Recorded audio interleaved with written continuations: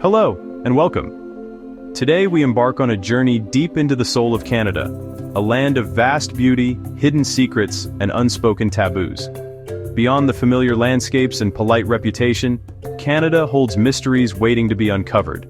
From ancient coastlines to modern cities, we'll explore the wonders and whispers that shape this incredible nation. Now, let's begin our expedition into the heart of Canada.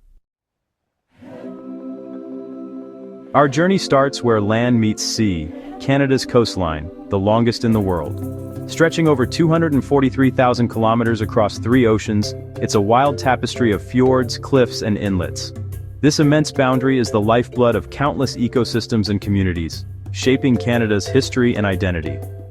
To truly understand this nation, you must appreciate the endless, untamed perimeter that defines it. On Canada's wild and rugged east coast, where land meets the endless Atlantic, lies the legendary Bay of Fundy, a place renowned for hosting the world's highest tides, an awe-inspiring natural phenomenon that draws visitors and scientists from around the globe.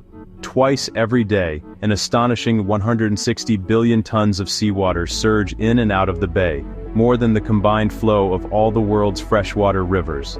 This immense movement transforms the landscape in just a few hours, revealing and concealing vast stretches of ocean floor.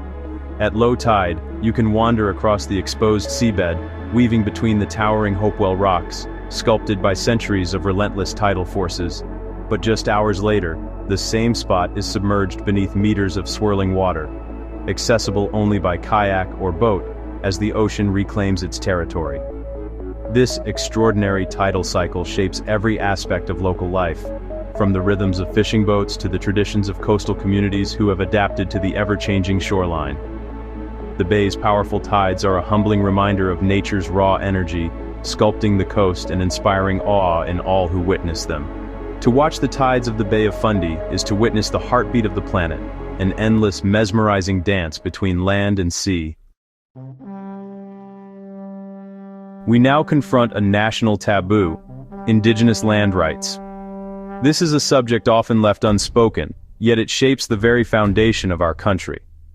The conversation is uncomfortable for many, but it is necessary if we are to move forward together. Canada's lands were home to First Nations, Inuit, and Métis peoples for millennia, their connections spiritual and ancestral.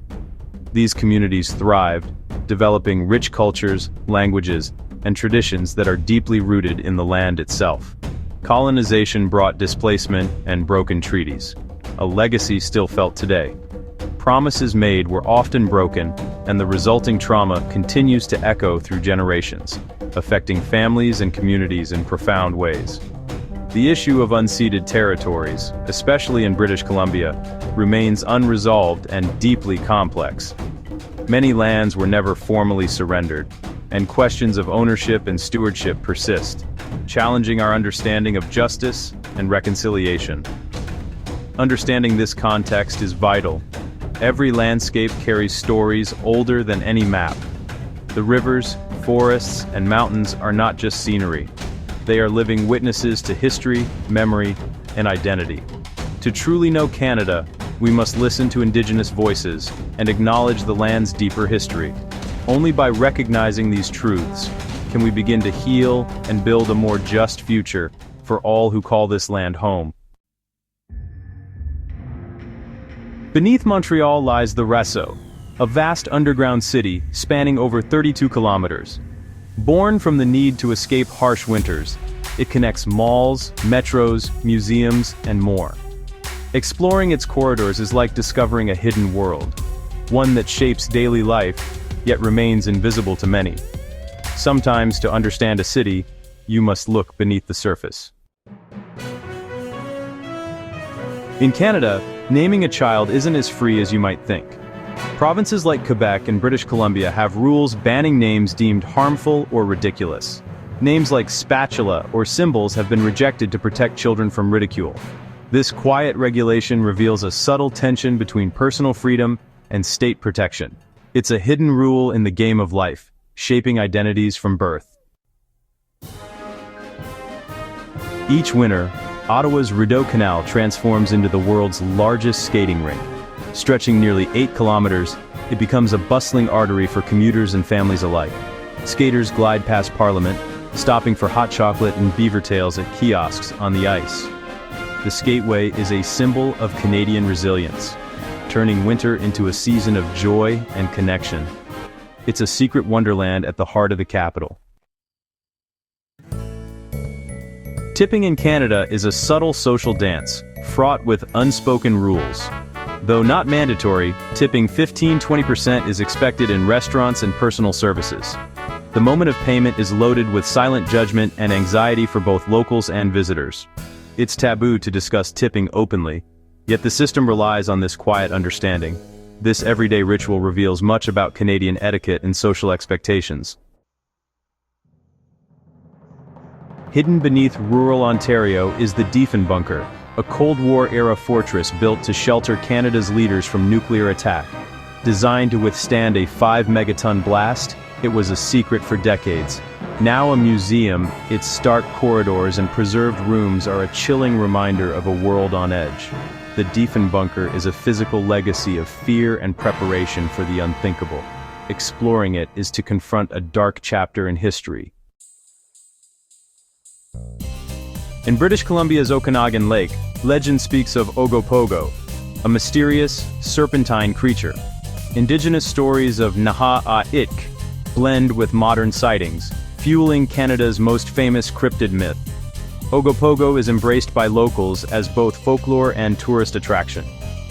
The legend connects ancient beliefs to present-day curiosity, reminding us that some mysteries endure. Sometimes, secrets are meant to be wondered at, not solved. The question of Quebec's independence is a national taboo, rooted in language, culture, and identity. 2 referendums nearly split the country, leaving deep scars and ongoing tension. The topic is often avoided in conversation, yet it shapes politics and personal relationships to this day. Understanding this sensitive issue is key to understanding Canada's evolving identity. It remains the country's great unresolved family drama. In Churchill, Manitoba, polar bears wander close to town, creating both wonder and danger. The town's unique solution: a polar bear jail, where troublesome bears are held before being released far from humans. This pragmatic approach protects both people and bears, reflecting the challenges of life on the edge of the wild. The polar bear jail is a surreal symbol of coexistence in the north. It's a secret institution born of necessity. The Great Canadian Maple Syrup Heist is one of the most audacious crimes in Canadian history.